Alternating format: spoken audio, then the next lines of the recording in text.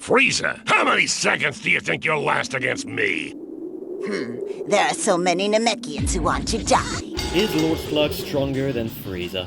A lot of Dragon Ball fans and anime fans in general care about consistent power scaling, and while always prioritize storytelling over numbers, especially when it comes to crossovers, I too can appreciate a more clear-cut hierarchy of power in series like Dragon Ball, and Lord Slug is one of the more interesting cases for me. Apparently, according to the guidebook Daizenshu 6, this movie is supposed to take place after Goku's arrival on Namek, but before the final confrontation with Frieza. What?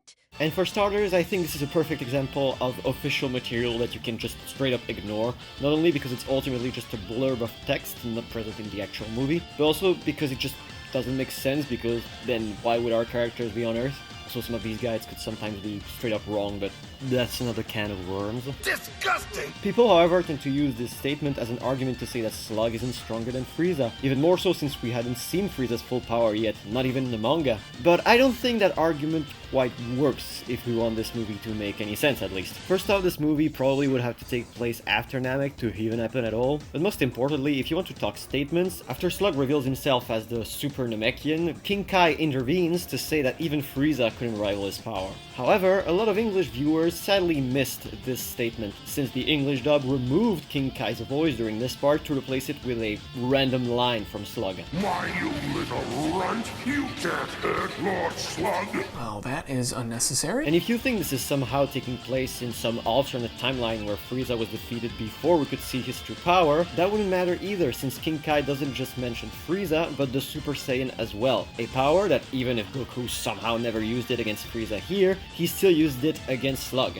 Because as a reminder, full Super Saiyan in this movie is just Super Saiyan before they had the final design figured out. And I guess the behavior as well. I'm the Saiyan who came all the way from Earth for the sole purpose of beating you. I am the...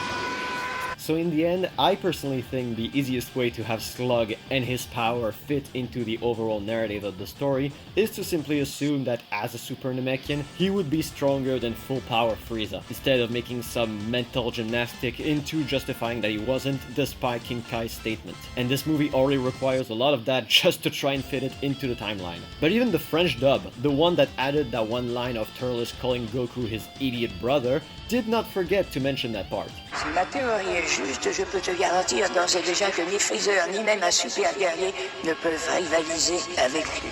But what do you think of all this? Tell me in the comments, I always read them. Just please stay respectful, this is all meant to be in good fun. And on that, see you next time! I've never been a fan of the color green.